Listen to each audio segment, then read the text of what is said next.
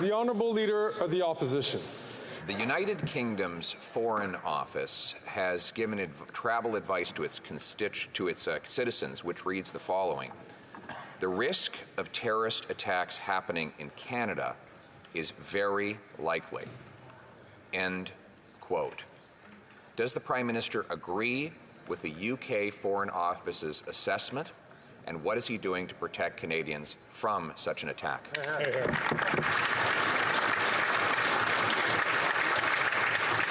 The Right Honourable Prime Minister. Mr. Speaker, Canada has a robust and sophisticated process around determining levels of threats to Canadians.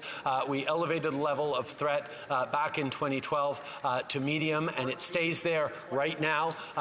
We are continuing to make sure we're doing everything we possibly can to keep Canadians safe. We understand these are trying times around the world right now, but the best thing we can do as Canadians is stay true to our values, be respectful of one another, feel each other's pain, and be there to support through very difficult times of a rise in hatred, including Islamophobia and anti-Semitism. Hear, hear.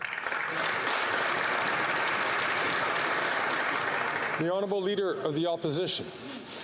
Terrorists are not interested in feeling other people's pain. They're interested in causing other people pain. And the UK Foreign Office has said, and I quote, the risk of terrorist attacks happening in Canada is very likely, end quote. Yet the Canadian government rates that risk at medium. Why the difference?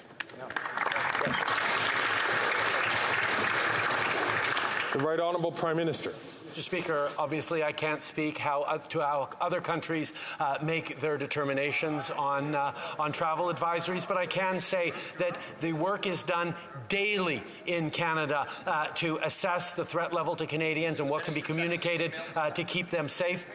We elevated the threat level to medium in 2014, Mr. Speaker, and it has remained at that level since. But every single day, we reevaluate and ensure that we are doing everything we can, privately and publicly, to keep Canadians safe. Thank you. The Honourable Leader of the Opposition. And yet, if you simply read the UK Foreign Department's assessment of Canada, and I quote, the risk of terrorist attacks happening in Canada is very likely, end quote, then there is a very serious risk, Mr. Speaker.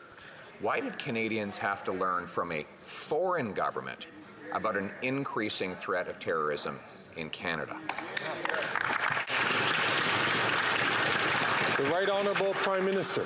Speaker, once again, I can't speak to how the UK makes its determinations, but I certainly can say that in Canada we have top security agencies and officials who work daily to reassess the threat levels to Canadians.